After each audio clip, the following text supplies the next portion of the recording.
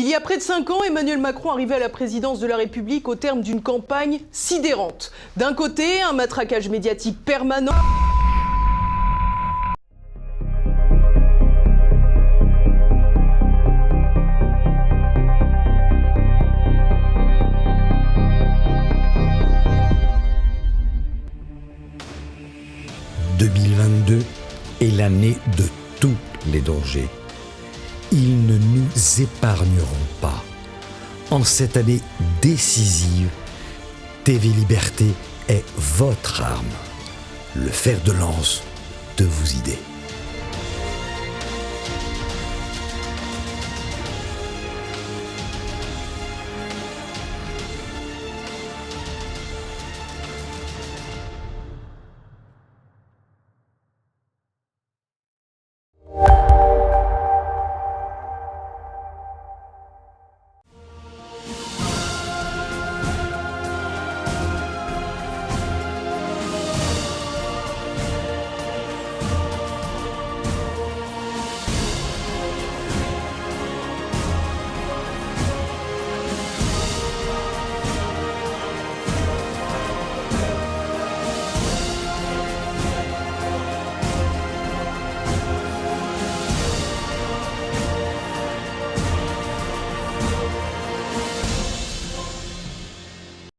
Je reçois aujourd'hui, chers téléspectateurs, mon vieux complice André Possokov, avec lequel nous avons déjà réalisé plusieurs émissions. Et aujourd'hui, nous allons parler d'un sujet assez original, très mal connu. C'est celui des épurations qui sont intervenues au sein de l'armée française au cours du XXe siècle, qui sont intervenues à plusieurs reprises. Tout le monde connaît bien sûr l'affaire des Fiches au début du XXe siècle, mais il faut compter aussi avec l'épuration de 1945, durant et après la Seconde Guerre mondiale, et puis évidemment l'épuration qui de fait a suivi la guerre d'Algérie après la fin de l'Algérie française en 1962. Alors, André Possokov, pourquoi vous êtes intéressé spécialement à cette question qui est, encore une fois, une question un peu insolite, originale en tout cas, car on a peu de travaux ou d'ouvrages portant sur cette question. Mais il y en a un en particulier que vous allez nous citer, je crois, mais qui n'a pas rencontré l'écho qu'il pouvait mériter. C'est effectivement une affaire sinon occultée, du moins largement oubliée. D'abord, il y a eu 3 épurations dans la période dont nous allons parler. Je rappelle que la nouvelle revue historique, que vous connaissez bien forcément, avait, en 2014, la revue d'histoire, avait produit un article de Max Schiavon, oui, sur cette affaire. Mais c'est à peu près tout ce que nous avions. Et lorsqu'on parle de l'épuration, on évoque surtout les crimes du deuxième semestre 44 et du début de l'année 45, avec cette période révolutionnaire sur laquelle nous reviendrons. La deuxième chose dont on se souvient, c'est le nombre considérable d'emprisonnements, d'arrestations, de condamnations à différentes sortes de peines. Et finalement, l'épuration de l'armée a été un peu oubliée. Or, non seulement il y en a eu 3, puisqu'il y a eu celle du régime de Vichy, enfin de l'État français, celle de la Libération, qui était la plus terrible, et puis, j'allais dire la plus petite, celle de 1962, qui est allée jusqu'à 1966, avec les emprisonnements de qui on sait. Et il y a eu un livre du général Bourrachaud, général de corps d'armée Bourrachaud, et d'Henri Hortelan sur les épurations d'armée française, 1940-1966, qui est sorti très récemment. Or, je connais les œuvres du général Bourrachaud. Chez quel éditeur? Alors, c'est chez Bernard Giovannangeli. Oui, Bernard Giovannangeli, qui est un spécialiste d'histoire militaire. Oui. Et le général Bourrachaud a aussi sorti un livre, et qui est antérieur à celui-là, extrêmement intéressant, sur République armée et franc-maçonnerie. Et il aborde un sujet qui généralement est évité avec souplesse, qui est celui de la franc-maçonnerie. Et il est possible de voir mais ce n'est pas réellement le sujet aujourd'hui, combien a été forte la présence de la franc-maçonnerie à l'intérieur de l'armée depuis le début, grossièrement, du XXe siècle. Et puis il a Alors écrit... c'est chez quel éditeur cet autre ouvrage? Bernard Giovannangeli. Ah, le même. Ah bon, d'accord. Et il a écrit un double livre sur l'armée française de Sedan à Sedan, 1870-1918, 1918-1940. Et je dois dire que j'ai beaucoup apprécié ses ouvrages. Il a écrit d'autres choses. Monsieur Hortolan, qui est lui-même colonel, a écrit des livres sur surtout la guerre de 70-71. Ils ont eu d'autres sujets, par exemple la défense de Paris, etc. Alors effectivement, c'est extrêmement, je pense que c'est extrêmement intéressant. Ça éclaire d'un œil un peu différent le problème d'abord de l'épuration, mais aussi de la résistance, de l'obéissance des militaires et au fond, le coup d'État de la gauche en 1945, alors qu'elle avait tellement participé au désastre de 1940. Je crois que c'est important de voir cela sous cet angle-là, car une partie de la société française a été ostracisée. D'ailleurs, dans l'article de Max Cavon, il avait calculé qu'il y avait à peu près un Français sur 40 qui avait été mis à l'écart de la communauté nationale momentanément.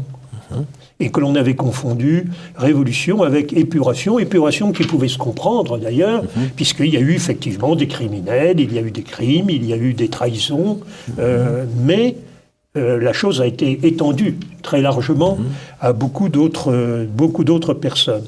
Alors la première des choses, la présentation, c'est tout d'abord de dire que la tradition de l'armée, c'est une tradition d'obéissance au pouvoir civil et d'obéissance et de discipline. Or, la gauche, les républicains, comme on disait à l'époque, la gauche a toujours craint un coup d'État. En évoquant Brumaire, en oubliant évidemment de rappeler que sans Sieyès, sans Cabarrès et Talleyrand, il n'y aurait pas eu le moins Brumaire, en rappelant le 2 décembre. Le 2 décembre, évidemment, c'était quand même le président de la République, le futur Napoléon III, et en oubliant que, par exemple, le 4 décembre 1870, le coup d'État, il n'était pas celui de l'armée. Le 4 septembre 1870, c'était... c'est l'émeute parisienne qui renverse le régime, Et puis, on ne peut pas oublier que 1848, c'est exactement la même chose, 1830 aussi. Donc il y a une tradition d'obéissance, de discipline, d'obéissance au pouvoir civil, quel qu'il soit. Et l'armée en a vu. Depuis la Révolution, pendant tout le XIXe siècle, de nombreux régimes se sont succédés. Et l'armée a toujours été considérée qu'elle servait la France et qu'elle obéissait à un pouvoir civil. Lorsque la République est arrivée, vers 1875, il y a cette période 1875-1880, elle a admis sans trop de problème, la République. Et il s'est passé une période d'adaptation entre l'armée et le pouvoir politique. Il y a eu des épurations déjà du temps de Gambetta et des fichages. Donc le fichage n'a pas d'André, il a commencé avant. C'est pas le général André au début du XXe siècle. Ça, non, et ça avait commencé avant. Et puis il y a eu, ils ont retiré en 1875, si je ne me trompe pas, ils ont retiré le droit de vote aux militaires. À partir de ce moment-là, dans l'esprit des militaires, il y avait très bien, nous sommes à l'écart de toutes ces affaires politiques, mais nous, l'armée, les affaires militaires, c'est nous. Or, la République a toujours souhaité, et dès le début de son existence, la Troisième République a eu un objectif à laquelle elle n'a pas abouti avant l'affaire Dreyfus, de républicaniser l'armée. Et ça s'est donc traduit par des fichages, des surveillances, en faisant la liaison entre le cléricalisme de l'Église catholique et l'armée. Alors excusez-moi, je vous interromps, alors que la crise boulangiste dans les années 80, on a affaire à un général qui a été poussé par les républicains. Tout à fait. Et par les radicaux, par Clemenceau. Donc, et puis, on a donc Gambetta a joué un rôle considérable dans ce fichage. Il est mort en 1882. Bon, les choses se sont bien déroulées jusqu'à l'affaire Dreyfus, et après, la républicanisation s'est accélérée.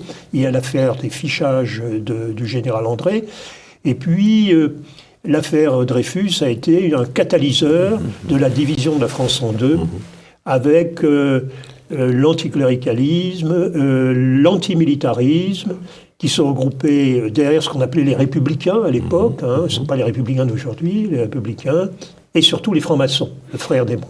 Voilà. Donc une armée qui a été très soupçonnée, très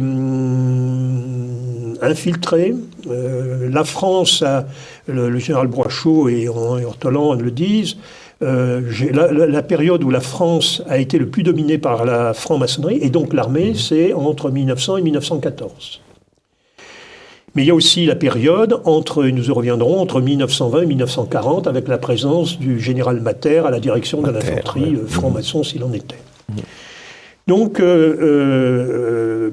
l'armée a été soupçonnée, surveillée, souvent fichée. Le fichage a toujours existé, il ne s'est pas arrêté au général André, il a continué après.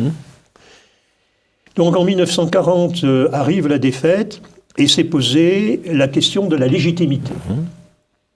Donc c'est un gouvernement de la Troisième République qui a signé l'armistice le 22 juin et le 25 juin ou 24 juin avec l'Italie. 24, oui. Le problème de la légitimité de ce gouvernement qui a signé l'armistice et de celui de l'État français, à partir du vote du 10 juillet, a été posé.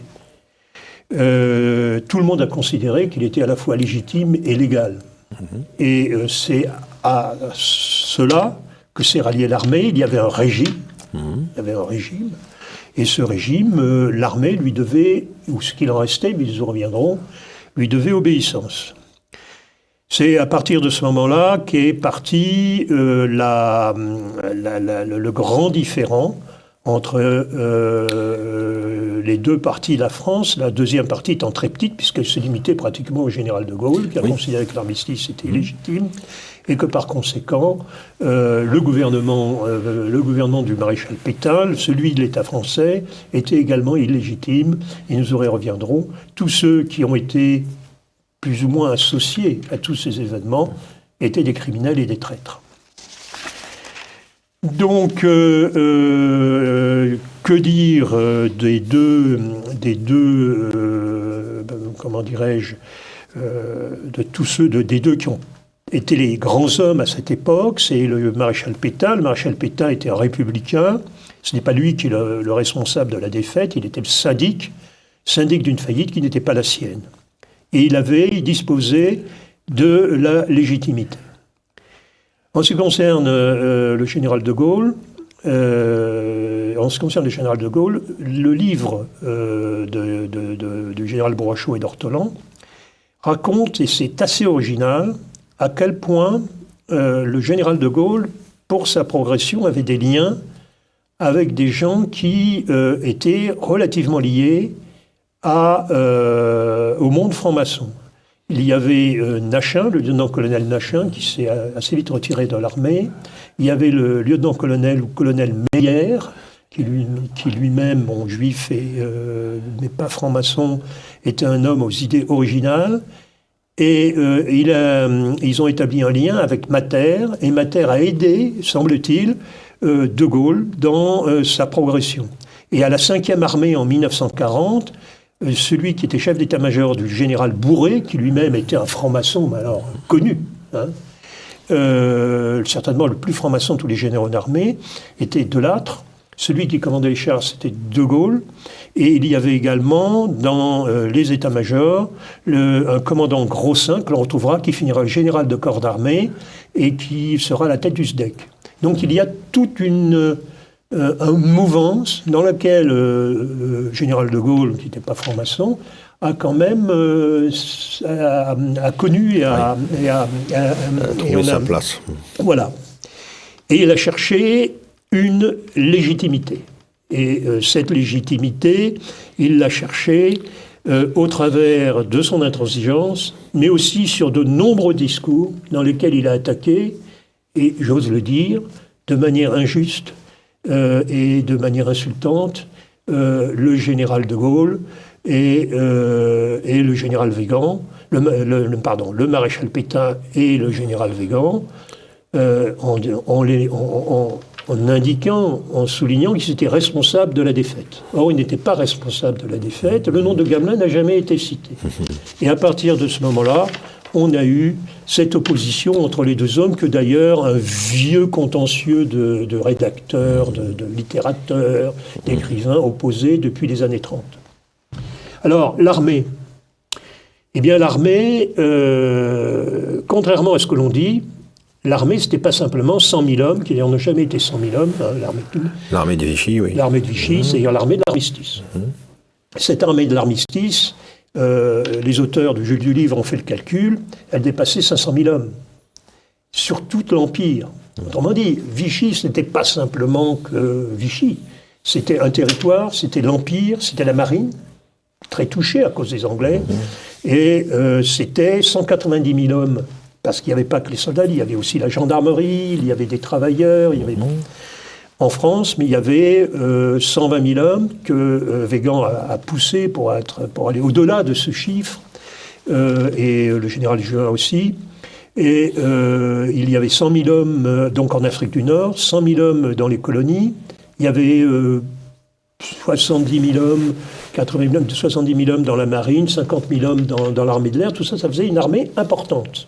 Mal armée, partout mal armée, mais il y avait quand même des effectifs, oui.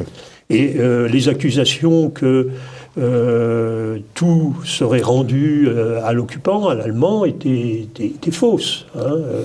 La marine n'a jamais été rendue aux Allemands, l'armée de l'air, une partie était passée en Afrique du Nord, et les colonies, c'était un des gros arguments, un des gros atouts du maréchal Pétain. Les colonies n'ont jamais été cédées aux Allemands. Bon. Cette armée a résisté.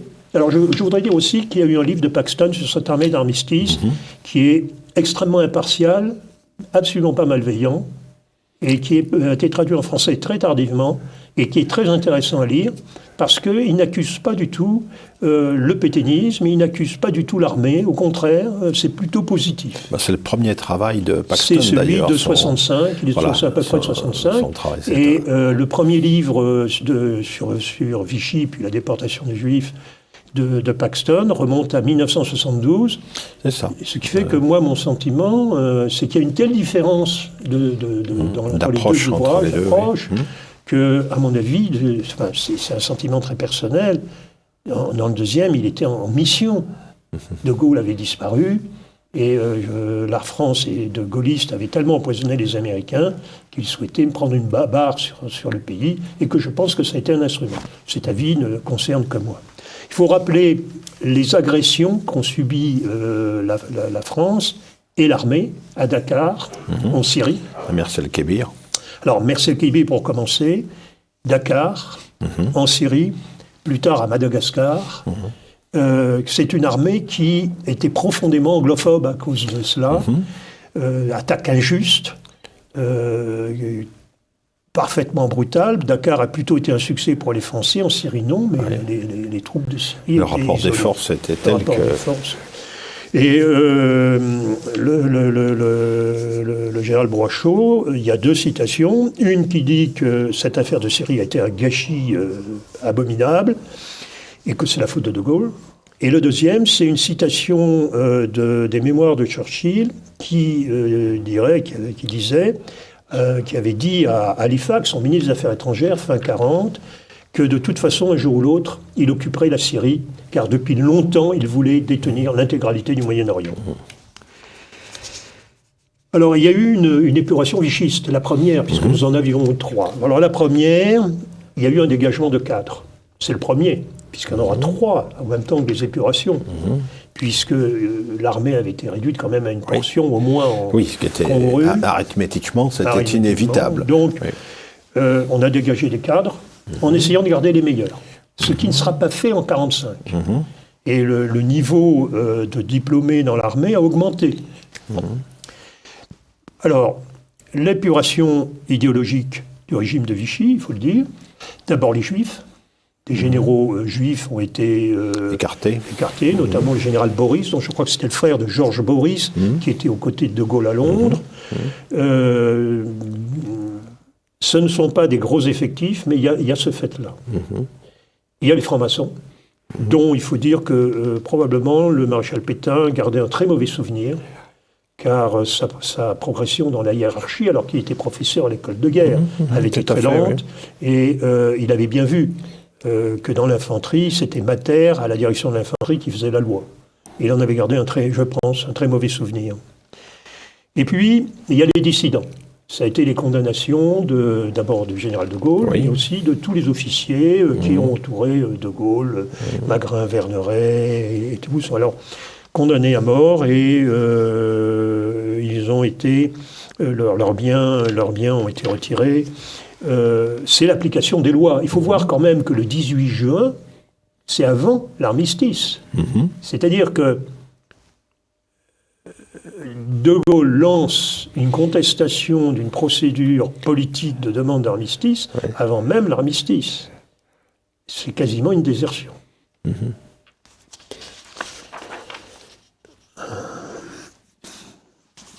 Alors, le général Bourrachaud pose la question de la collaboration. Cette collaboration, au fond, il ne l'attribue que jusqu'en novembre 1942, avec 2 formes de collaboration. À partir du moment où il y avait un armistice, il y avait une collaboration de nécessité, puisqu'il y avait quand même la ligne de démarcation, et la collaboration de contrepartie. Cette collaboration de contrepartie pouvait amener très loin, mais historiquement, elle a permis de renforcer les forces armées dans les colonies, et surtout en Afrique du Nord. Et cela a permis également de réarmer un certain nombre de bateaux après Mers-el-Kébir. Ceci étant, c'est jusqu'où il y a eu des rapages, et cette légitimité de l'État français, du maréchal Pétain, s'est estompée, notamment à cause des protocoles de Paris. Alors les protocoles de Paris n'ont pas été signés. 41. Mais ils n'ont pas été signés, on n'a pas été loin, et si on les avait été signés, c'est l'entrée de la France aux côtés de l'Allemagne dans la guerre contre l'Angleterre. Et s'ils n'ont pas été signés, c'est qu'il y a eu 2 hommes qui sont arrivés à Tire-d'Aile en juillet 1941. C'était le général Végan et le gouverneur général Boisson. C'est ça. Il n'en est pas question. Boisson, je crois, m'a même dit, si on fait ça, Dakar passe. Je me désolidarise. L'AOF se désolidarisera des protocoles de Paris. Protocole de Paris qui avait été imaginé par Darlan au cours de la rencontre avec Hitler à Berchtesgaden. Oui, c'est-à-dire que lorsque, après Montoire, c'est pas Montoire qui était grave, c'est le discours du maréchal Pétain qui a suivi. Laval, qui faisait un peu ce qu'il voulait, a été débarqué. Et là, les Allemands ont dit, on ne veut plus discuter avec vous. Et à force, on a mis en avant l'amiral Darlan. Alors c'est vrai qu'il a discuté avec le Führer, mais il avait fait une petite méthode de raisonnement tactique. Bon, ça montre que les méthodes de raisonnement tactique ne peuvent pas s'appliquer tellement à des situations stratégiques. Parce que pour lui, il concluait, et à première vue, c'était pas idiot, que les Allemands allaient gagner la guerre. Mais, il faut rappeler, excusez-moi, au printemps 1941, l'Amérique évidemment n'est pas encore en guerre, la Russie n'a pas encore été agressée par l'Allemagne, et la France est terriblement isolée avec une ex-alliée, l'Angleterre, qui s'est rendue coupable des coups de Mers-el-Kébir et de Dakar. Sans parler du blocus et des bombardements. Voilà, et donc tout cela faisait que c'est vrai, fallait trouver éventuellement la parade à cette situation. Et avec excusez-moi, j'ai un dernier point aussi, c'est que pour Darlan, à l'époque, il y a la question des prisonniers français en Allemagne, qui pèsent très lourd dans ces débats-là et dans ces négociations-là. Si on peut obtenir quelque chose pour alléger leur situation, on est prêt à faire quelques concessions. Notamment, il y a tout le débat sur les fameux aérodromes de Syrie qu'on pourrait mettre au service de l'Allemagne pour soutenir la révolte nationale arabe en Irak contre les Anglais.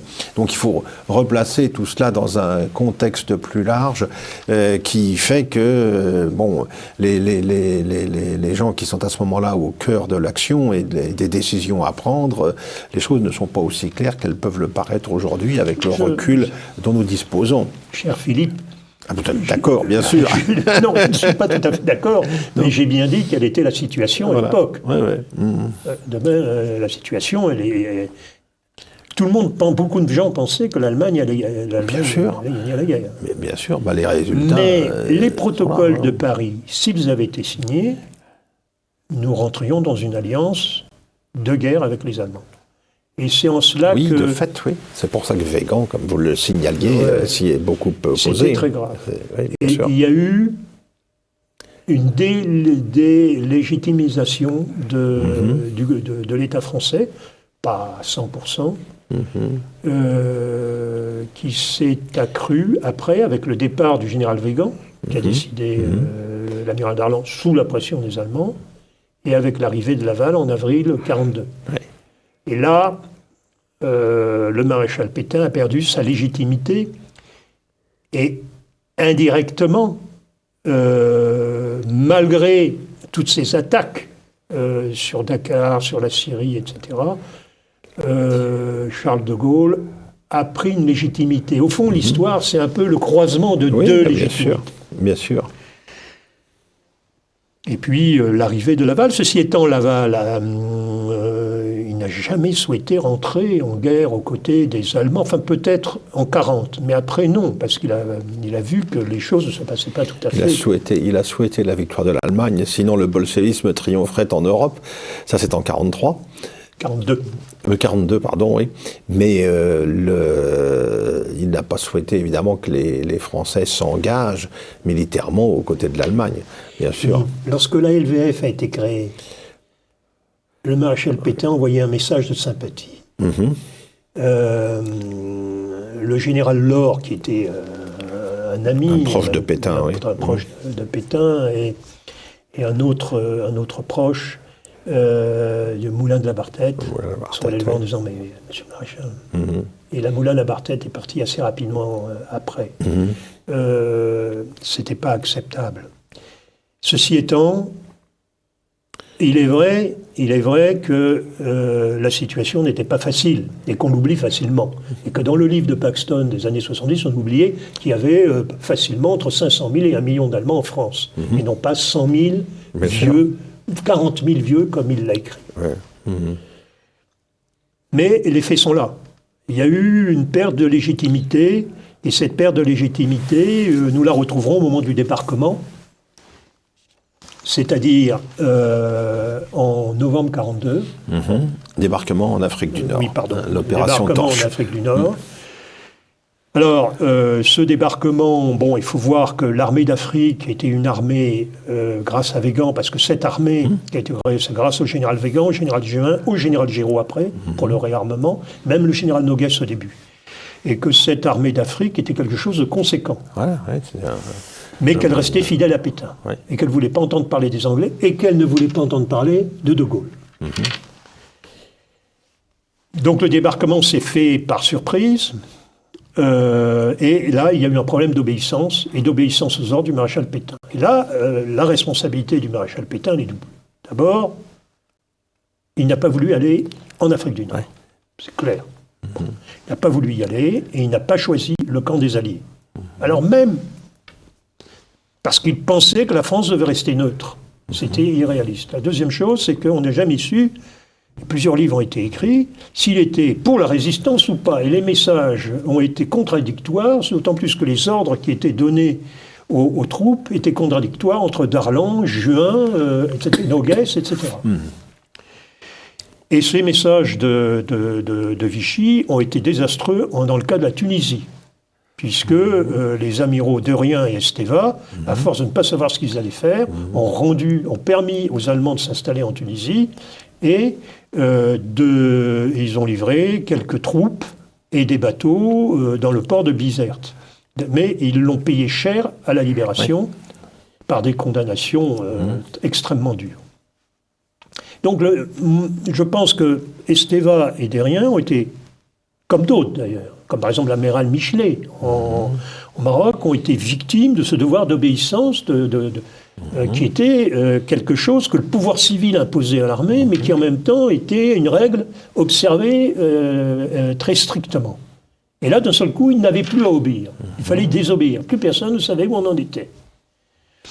Et les dégâts ont été considérables.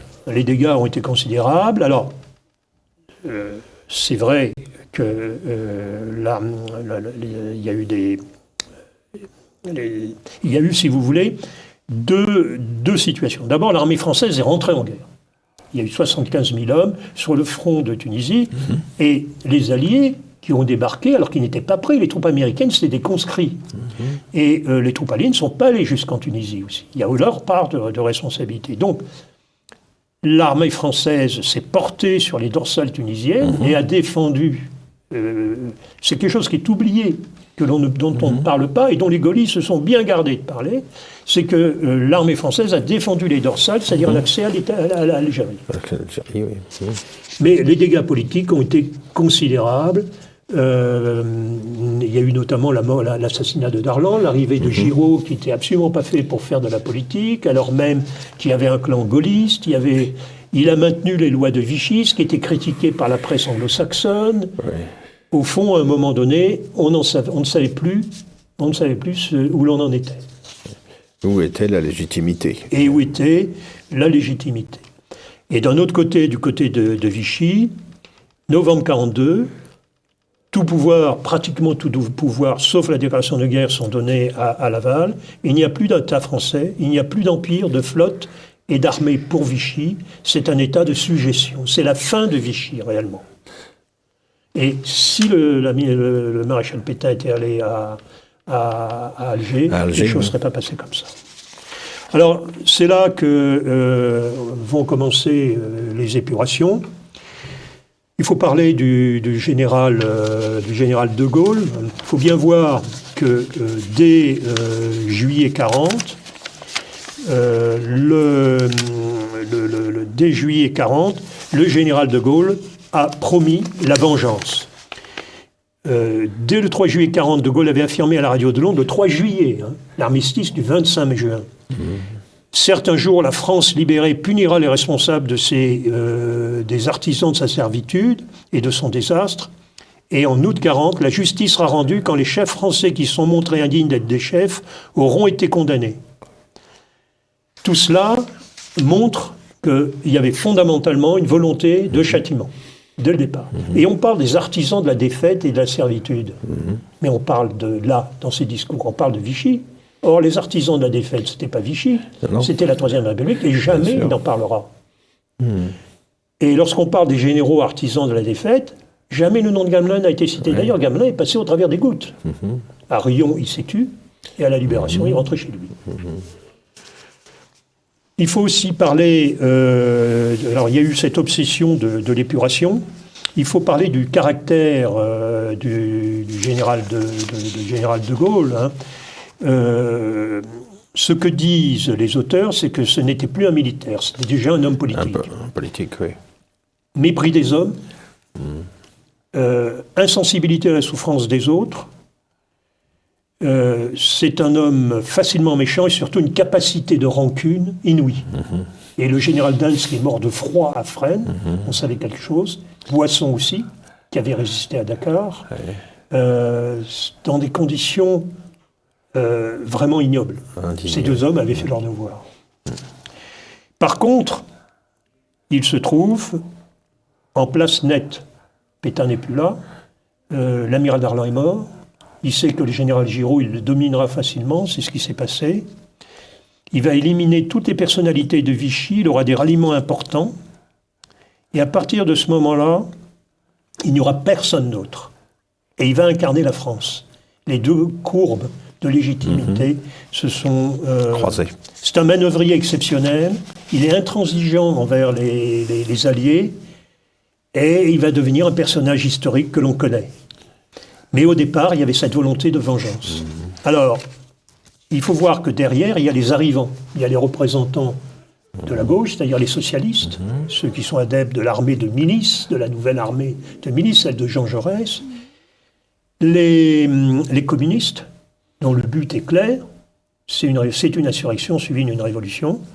Les représentants de la résistance, Henri Freinet, Dacier de la Vigerie, Brossolette est reparti en France, et Limbroy, et c'est infiniment regrettable.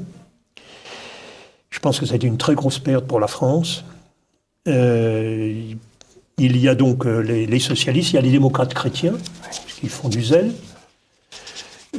Ceux-là arrivent ivres de revanche.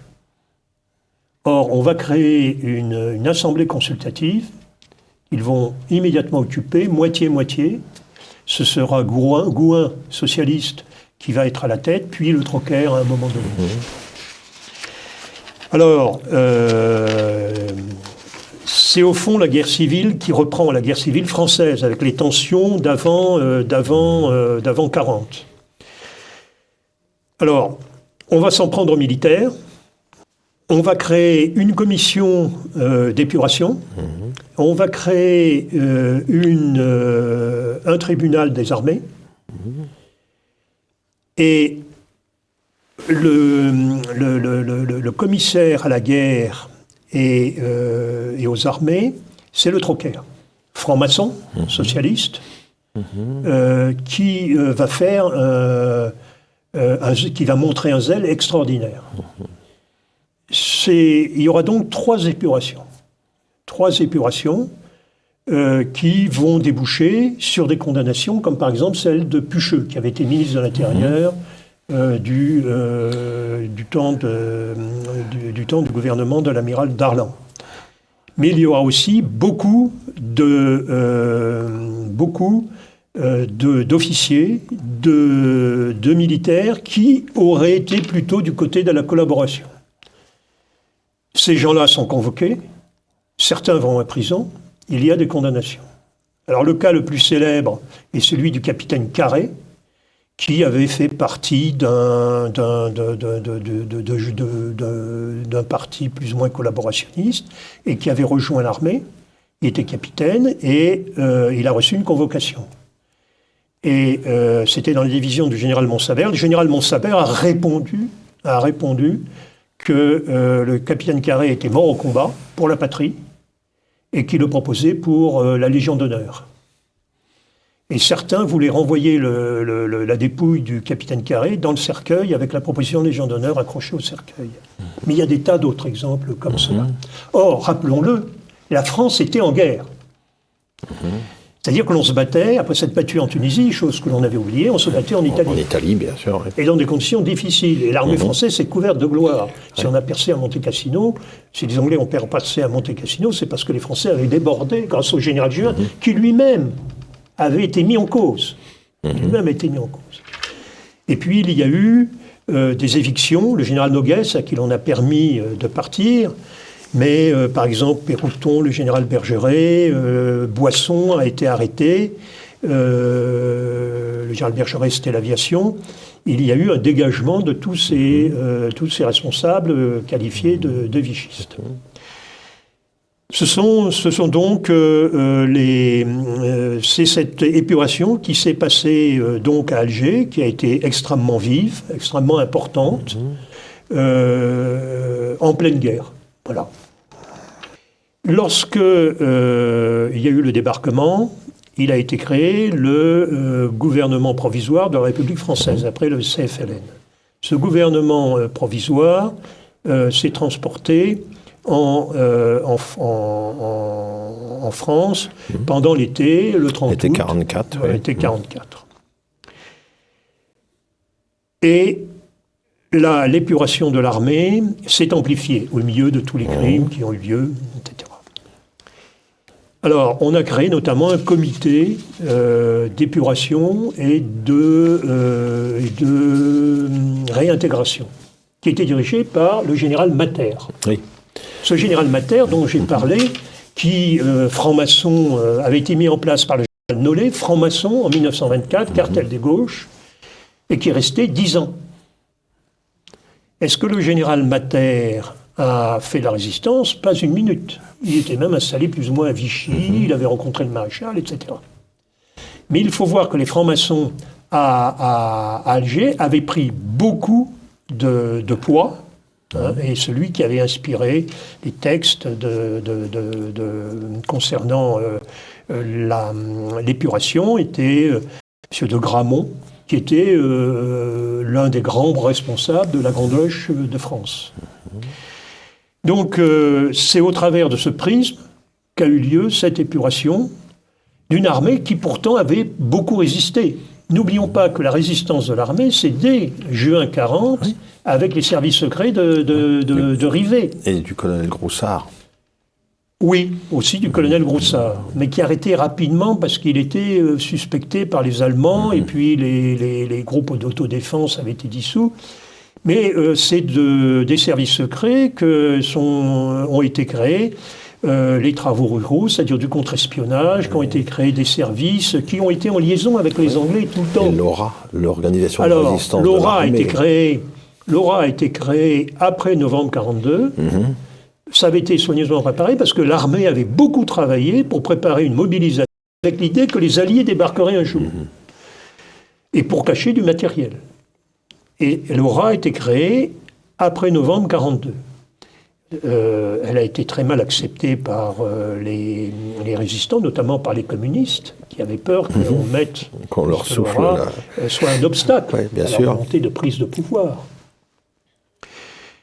Elle a été dirigée au départ par un homme très estimé dans l'armée qui était le général Frère, qui a été arrêté, qui est mort en déportation. Son successeur, le général Verneau, a eu le même destin. Je crois qu'il est mort au camp du Struthof. Celui qui leur a succédé était le général Revers, franc-maçon lui-même. Oui.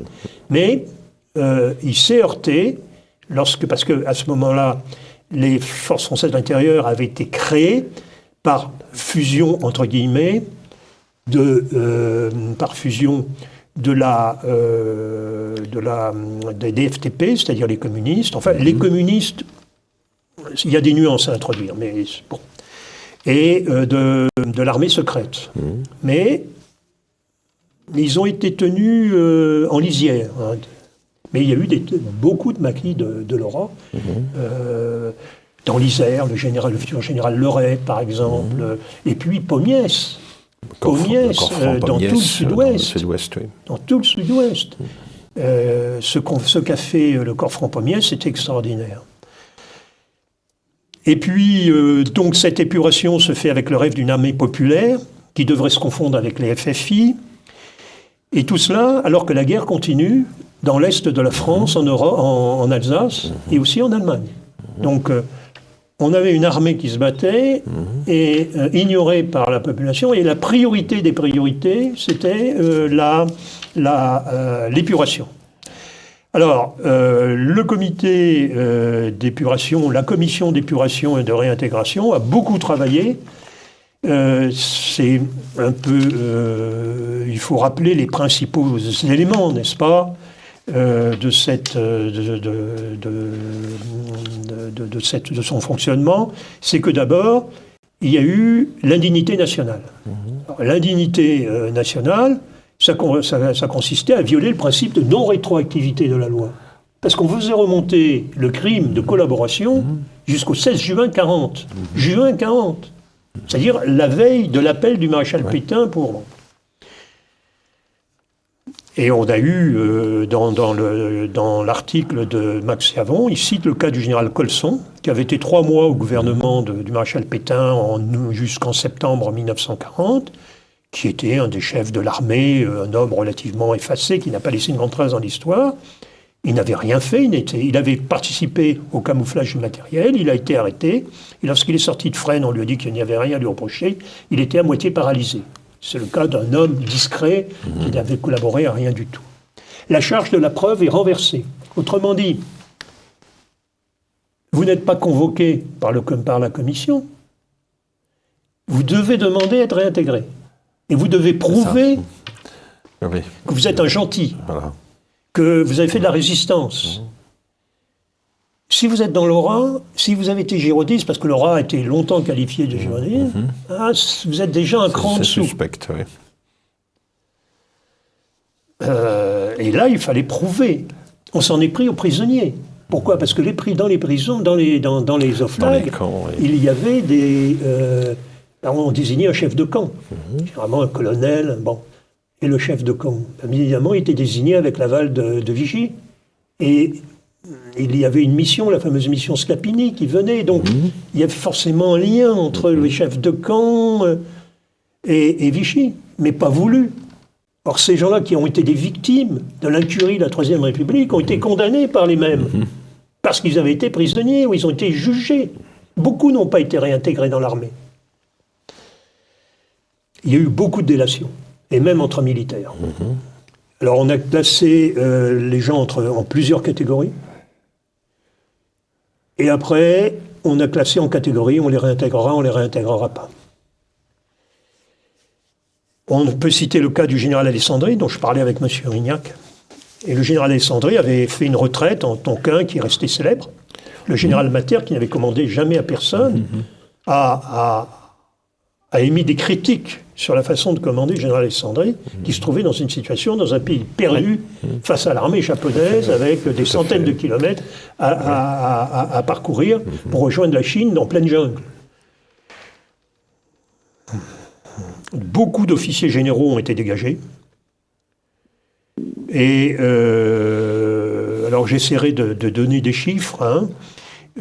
Beaucoup d'officiers généraux. Et puis après cela, on est passé au dégagement des cadres. Pourquoi ? Parce que la fin de la guerre étant intervenue, l'armée, il y avait trop. Oui, réduction des effectifs. Réduction des effectifs. Sûr. Alors, ça fait beaucoup de monde de sortie. Alors, je ne sais pas si j'ai les chiffres ici, je ne les ai pas, je me suis trompé, mais ce que je sais, c'est que 11 000 cas, alors les chiffres diffèrent un peu avec ceux de Max Cavon, mais ceux de livres sont certainement plus récents.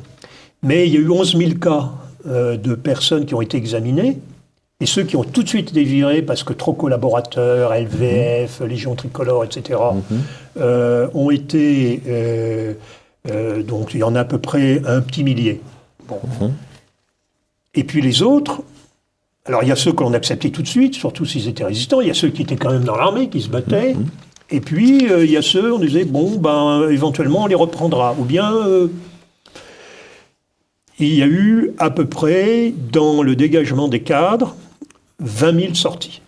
C'est, entre contrepartie, on avait la rentrée d'une douzaine de milliers de FFI, dont l'armée ne saura pas trop que faire, et les officiers FFI... Alors, il y a eu beaucoup d'officiers FFI qui sont rentrés dans l'armée, qui sont devenus des militaires au sens classique. Il y a des cas d'officiers parachutistes d'Indochine qui sont connus, le capitaine Guéguin, le capitaine Mosconi, et d'autres. Après tout, Jean-Pierre, le colonel Jean-Pierre du 1er REP, il avait même été déporté, il avait fait la Deuxième Guerre mondiale dans la Résistance. Donc, mais par contre, il y a eu des FTP. Colonel Trinquier également. Non. Trinquier avait été en Chine pendant toute la Deuxième Guerre mondiale. Ah oui. Il y en a d'autres, ne serait-ce que de Noix de Saint-Marc. Oui, d'accord. Et d'autres, beaucoup d'autres. Donc, mais il y avait les FTP. Alors, l'armée les a digérés doucettement. Certains sont rentrés, et puis il y en a qui ont fait carrière. Et puis, par exemple, les grands chefs, comme par exemple le patron de l'insurrection de Paris, il était colonel, on l'a mis dans un coin, ils étaient à Versailles. On l'a mis dans un coin, puis on a attendu que ça passe. Voilà. Donc, quand même, beaucoup d'injustice, beaucoup de dureté, beaucoup de dégagement des cadres, ce qui était quand même relativement normal, mais dans des conditions difficiles. Il est arrivé donc une nouvelle armée. Cette nouvelle armée était très politique. Enfin, la façon dont cette nouvelle armée a été créée, si on peut parler de création, il y a eu tout un côté politique, un côté idéologique et un côté de vengeance. Cette nouvelle armée avait un moral très bas, très mal payé. Elle avait perdu beaucoup de compétences, contrairement à ce qu'avait fait le régime de Vichy. Il y a une statistique impressionnante, c'est qu'en 45-46, 17 ou 18% des officiers avaient le bac. Pas plus. Donc tous ceux qui avaient un diplôme et qui avaient été prisonniers ou qui n'avaient pas été dans la résistance ne sont pas restés. Il y a une baisse de niveau de l'armée. Et on a retrouvé ces dégâts dans le cas de la guerre d'Indochine. Alors les choses passeront, évidemment. Cette nouvelle armée s'est battue en Indochine contre les communistes et elle a acquis Ce que je voudrais dire, c'est que dans le cas de cette épuration qui a été la plus longue, elle a duré de 43 à 48, 5 ans. L'idéologie, de la gauche, a triomphé. On peut parler de cette libération, j'avance le terme, de coup d'État. La gauche n'avait pas triomphé. C'est vrai qu'il y a eu le Front populaire, qu'elle avait gagné en 1932 les élections, mais en face, il y avait le PSF. 36, oui. 1 million d'adhérents, le PSF. Il faut voir le sort qui a été fait au colonel de la Roque et au PSF à la Libération.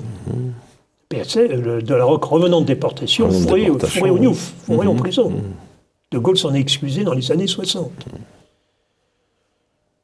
Il y a eu un coup d'État de la gauche qui a résisté, mais aussi beaucoup collaboré, qui est arrivé dans les fourgons de Gaulle, a profité de sa rancune vindicative à l'égard du monde vichiste pour s'installer, imposer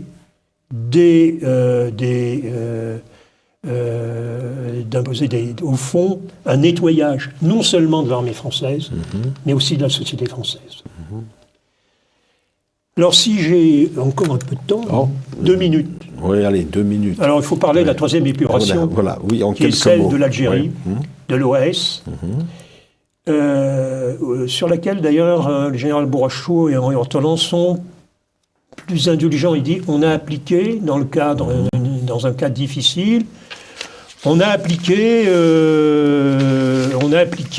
la loi. Il y a eu un dégagement des cadres, mais dans des cas limités, il y a eu des choses noires, comme par exemple la délation. On a même utilisé, il le dit dans le livre, vous savez, cet engin qui sert les détecteurs de mensonges. Et le colonel Groussard écrit dans son livre que jamais on n'aurait pu penser que dans l'armée française on en arriverait là. D'ailleurs, dans les souvenirs de militaires, il y a des souvenirs d'interrogatoires par la sécurité militaire. Alors, il y a eu l'affaire des 4 généraux. Le général Salon a eu des circonstances atténuantes, il n'a pas été condamné à mort. Et dans sa fureur, De Gaulle voulait exécuter le général Jouot, qui lui avait été condamné à mort. Il a fallu que plusieurs ministres, dont Pompidou, disent qu'ils donneraient leur démission si on exécutait le général Jouot.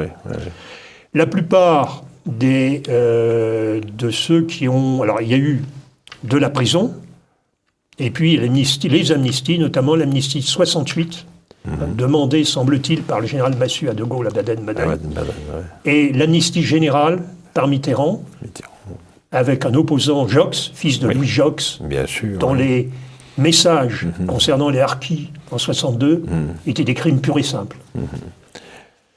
C'est tout dire.